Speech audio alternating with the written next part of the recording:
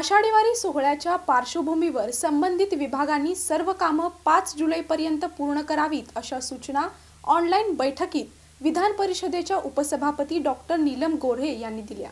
आषाढी एकादशीचा सोहळा 17 जुलै रोजी होणार असून या यात्रेसाठी पायी पालखी सोहळ्यासोबत मोठ्या प्रमाणात वारकरी भाविक येतात।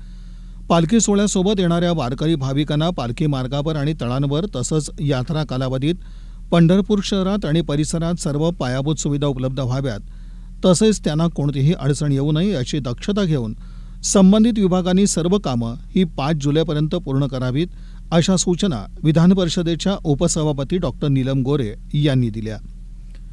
आषाढी पार्श्वभूमीवर श्री रुक्मिणी मंदिर देवस्थान आणि जिल्हा प्रशासनासोबत ऑनलाईन बैठकीचं आयोजन करण्यात आलं होतं।